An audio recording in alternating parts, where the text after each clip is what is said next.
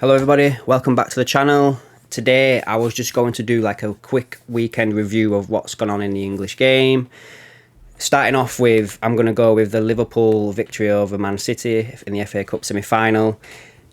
I feel like Liverpool completely blew City away in that first half, and I aren't taking any of these media excuses that have come out afterwards and the City fans' excuses, saying that it was City's B team and they were missing so many players.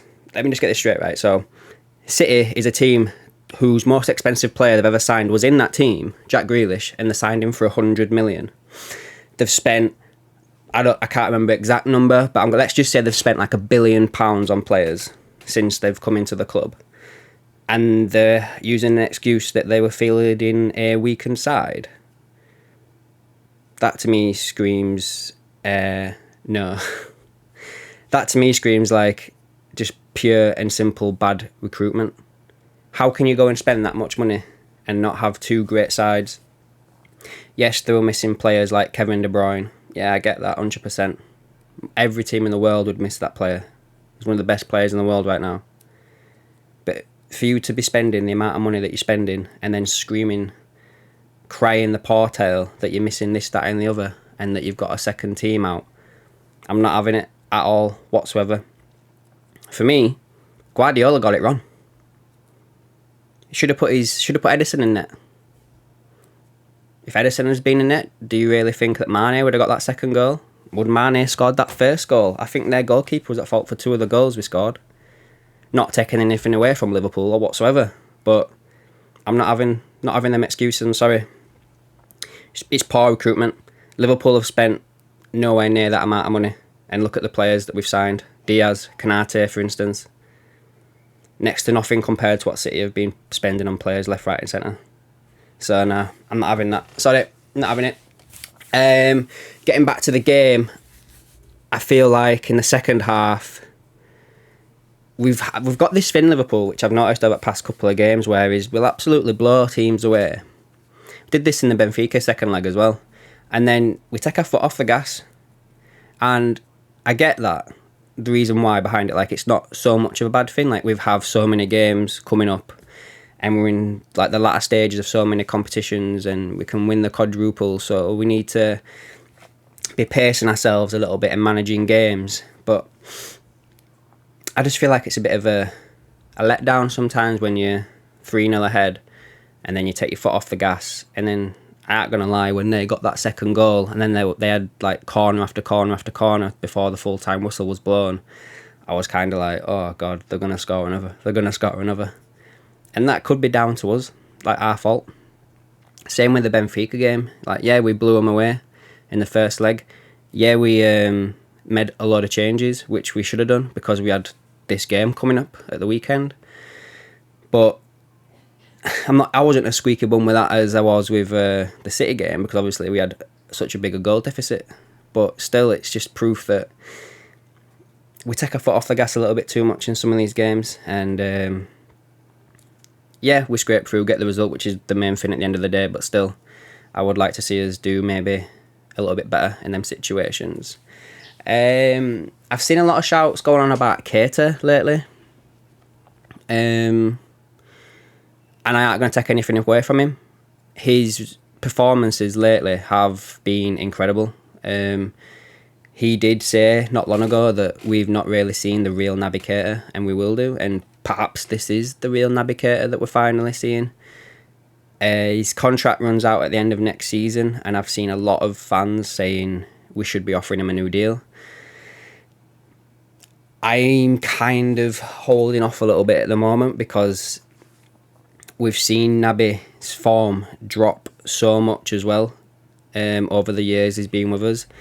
If he can keep this consistency going until the end of the season, and that three midfielders we had in on Saturday, if that becomes our new three for like the big important games until the end of the season, then yeah, tie him down if he keeps it going.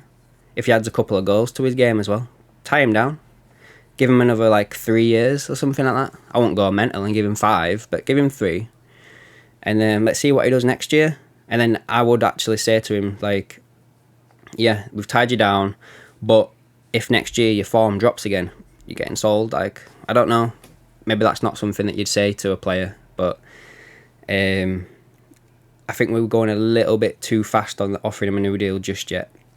For me, after Salah, we need to tie down Mane.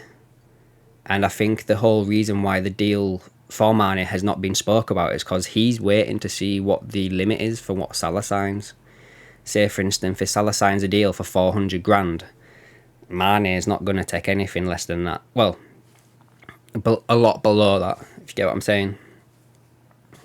Because Mane's really stepped up at the right moments for us, you know. And perhaps this is why Salah's not doing so well. Like, you look at the opposite of each other, aren't they? They played against each other in the AFCON final. Senegal won. They played against each other to qualify for the World Cup. Senegal won. Ever since them games, Salah's form has just dropped off a cliff. I don't think he's scored a goal from open play since February. And Mane's just like took off like a rocket and done incredibly well. So maybe that's the reason why Salah's form's dropped there, because of that situation. If the roles had been reversed, would it have been Mane that's form would have dropped off and Salah would have just kept on going? What are we doing? I guess we will never know. But just a little thought, I'd put that out there.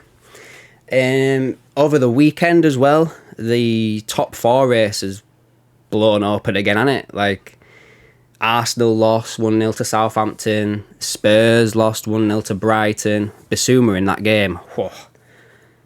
Again, he's shown again that he's one of the midfielders that I would be looking at if I were Liverpool in this window coming up. Like, he bossed that game. He's bossed many a game since he's gone to Brighton. And if we don't get Bellingham this year, he'd be someone I'm looking at, especially with the Ox leaving. Well, we don't know the Ox is leaving, but I'd say that the Ox is up for sale. Yeah, Bissouma, definitely something to keep an eye on. You might see a bit of a change here. I got interrupted, so I had to pause the recording, and I aren't recording all that again. Yeah, so where was I? Bissouma, yeah. Something to keep us going and looking forward to in the summer, I think. I think if we don't get Bellingham, then Bissouma would be my backup. On to United. 3-2 winners at Norwich. That game was a lot tighter than I think United fans would have expected. And that free kick from Ronaldo rolled back the years a bit, didn't it? So yeah, that top 4 race is wide open now.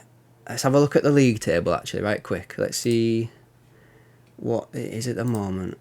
So Spurs are 4th with 32 games played, 57 points.